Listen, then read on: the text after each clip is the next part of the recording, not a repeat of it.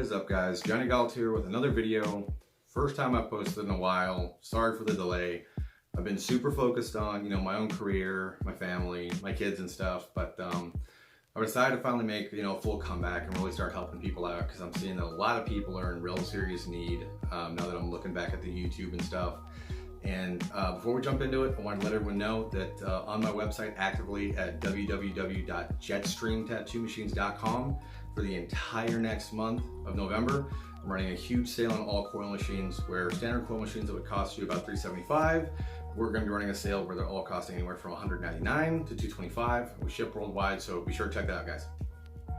So what I'm going to be talking about in this video is, basically 4 rules that you need to live by as a tattoo artist if you're going to be successful. I've taught a lot of basics, I've showed a lot of people a lot of stuff, but what I'm seeing more of now is everyone's saying, okay, I'm tattooing now, but I'm having a really hard time, or I'm struggling to, maintain my customer base or even get noticed as a tattooer.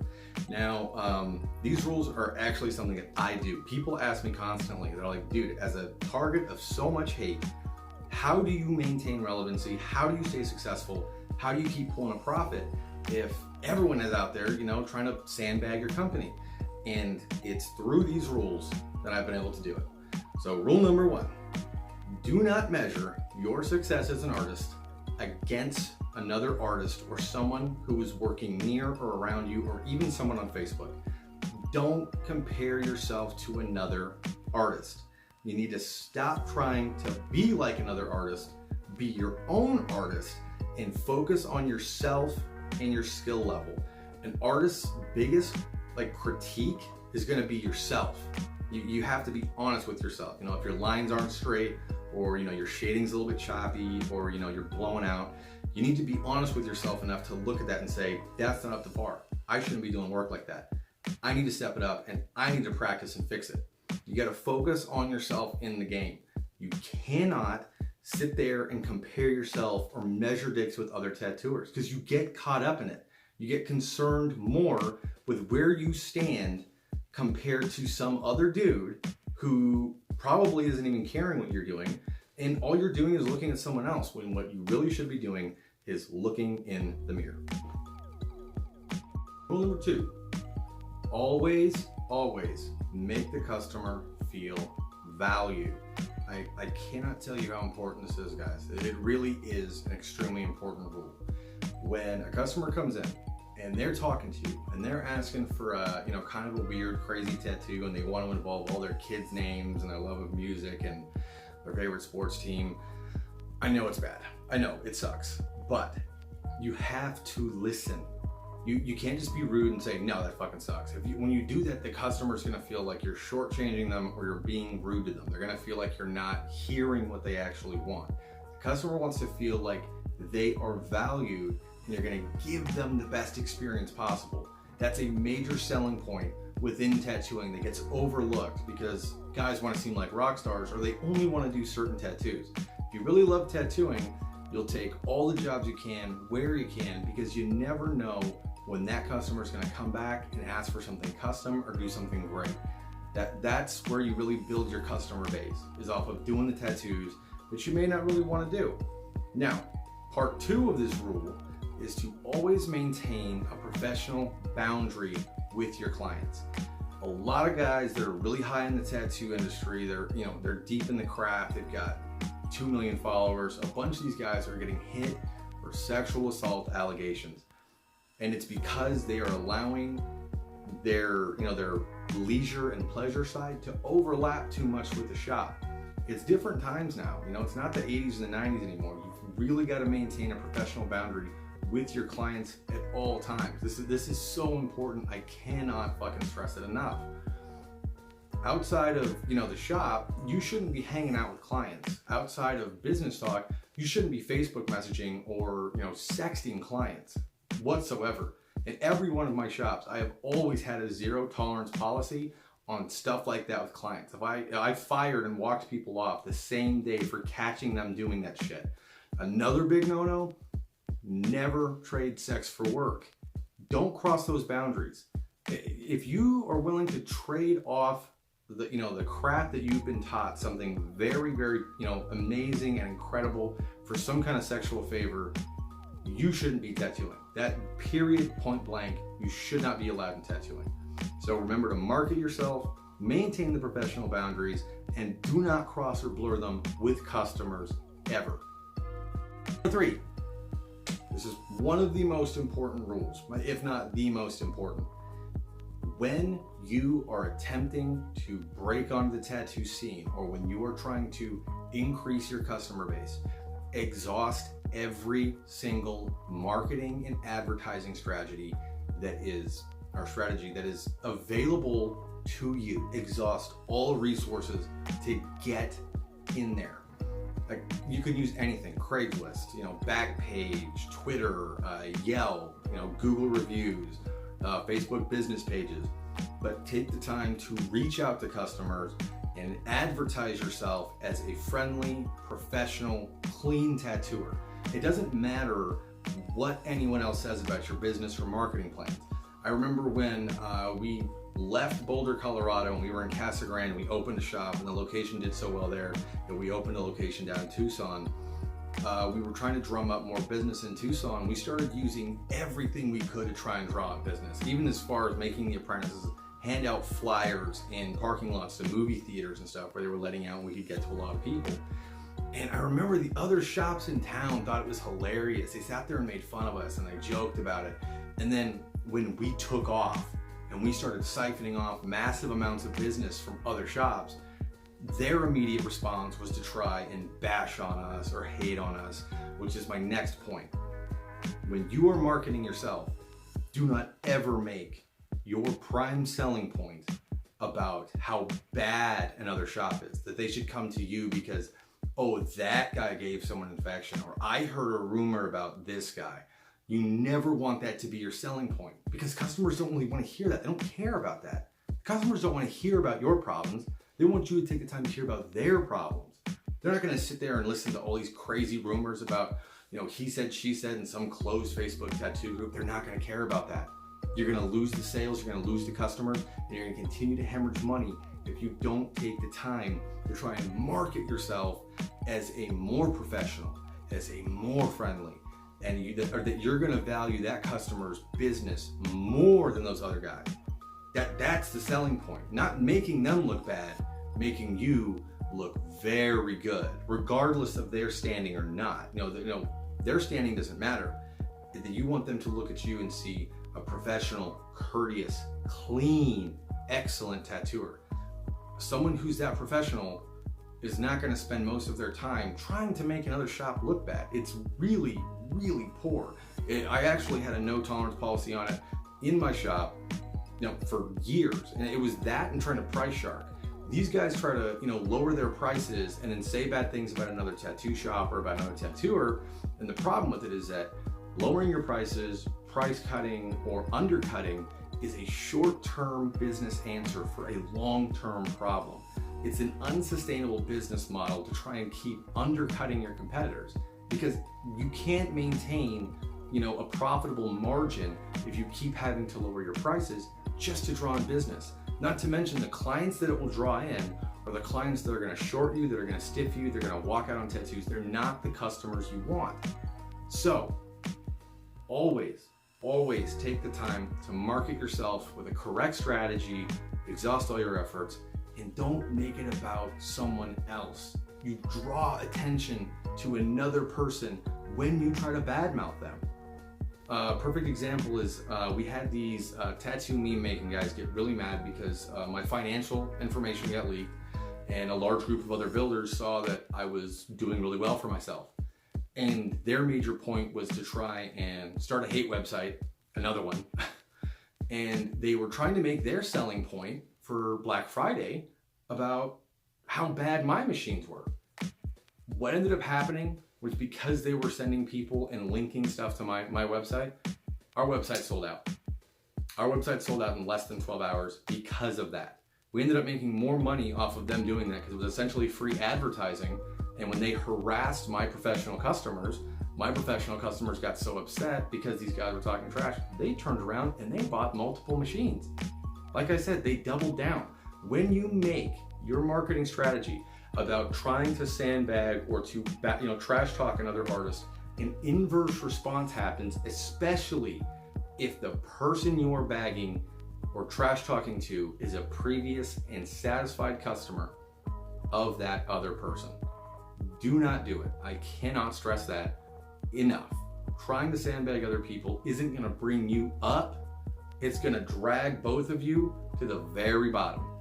And in the meantime, this other person is going to continue maintaining a sustainable business model with more traffic while you're just sitting there making yourself look bad. You're not making it about tattooing or about the product you're trying to sell.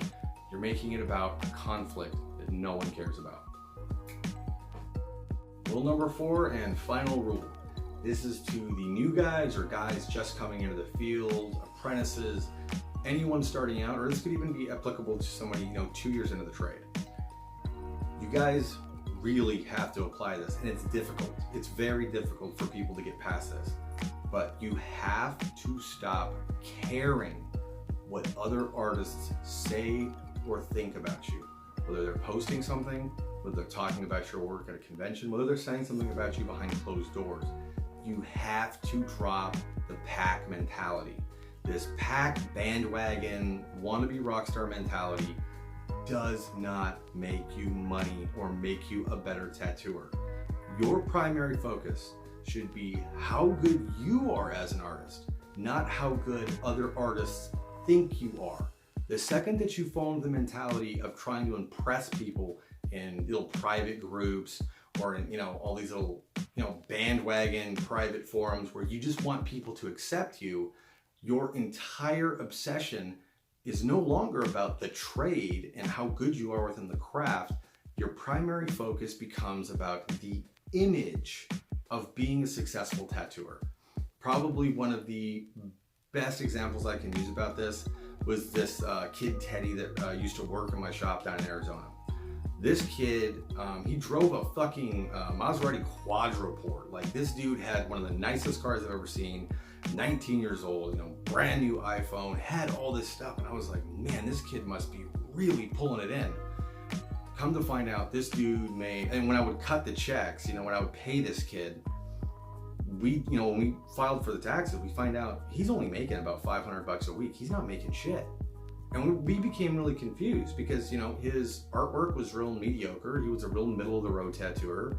He couldn't do portraits. So he wasn't a specialist or anything, but he's living this life. Like, he's got money coming in. Like, if he wasn't making money from the tattooing, then he was selling coke or something. But when we looked into his personal life, we discovered that he was living in his parents' house. He was paying off car payments and other stuff with a credit card that was really extended on his entire line of credit. He was mountains of money in debt, and he was just trying to get by. But when we asked him, why are you trying to live outside of your means, man? Why are you trying to do this? And he was just saying, I want everyone to think that I'm successful, that I got it in the bag. But the problem was that he literally couldn't see the forest past the trees. No one cared what kind of car he drove. No one cared what kind of phone he had. When people saw his work, it was mediocre because he was so focused on the image of looking like a successful tattooer that he had completely abandoned the journey of becoming a good tattooer and just keeping your head down and working hard and focusing on the craft. If you continue to work hard and you don't care what people think, it's not going to affect you in the long run. All the negativity, all the bullshit, you'll become successful. And I'm going to tell you right now, when you find success, I have found success in my field, a great success. I am incredibly lucky and blessed to have what I have. You guys are absolutely amazing.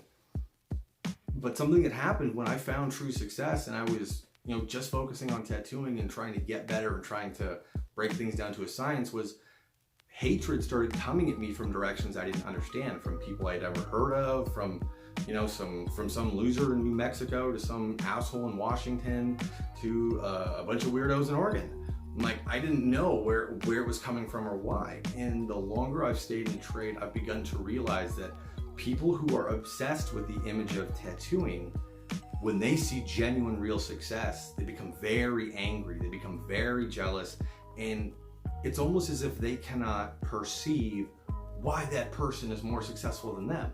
They're thinking, I got this brand new car, I got this brand new phone, I got this big new house. Why are they making more? And it's because it's not about the physical shit. It's not about the money.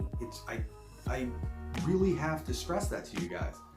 This isn't about the money. Like, I could fucking go broke tomorrow, and I'm gonna be a tattooer until the day they put me in the ground or decide to burn my body. Because I don't care about the money. I just care about what I do. And because I've cared about it so much, tattooing has paid me back in spades for just loving the trade with all my heart. And then to all the other guys, the wannabe rock stars and the fake dudes out there, the trade just grinds them into dust. You know, they start having all kinds of crazy psychotic tendencies. They end up on drugs. They end up just going nuts and coming at everybody for any little reason. If you don't believe me, there's a builder in New Mexico who's done the same thing. And the dude literally drove his reputation into the dirt, drove his sales into the mud, and wrecked his self-image trying to pursue me in some wild goose chase just because I took a few customers from him. It wasn't intentional, but it was business. And when I do business very cutthroat. You know, that it is what it is and it lies where it lies. I don't have anything personal against the guy, but because he pursued me so actively, he began to make himself look basically insane on every social media form, and it cost him money because he was more concerned with the image of tattooing or building machines rather than actually just being good at it and loving what he did and feeling lucky enough to have this and being able to support your family and, you know, with this thing that's just, it's hard to explain or define what it is. So always remember, guys, stay true to yourself, to your identity, stay you. In a world full of fakes and guys trying to pretend that they're this, that, or the other, stay original.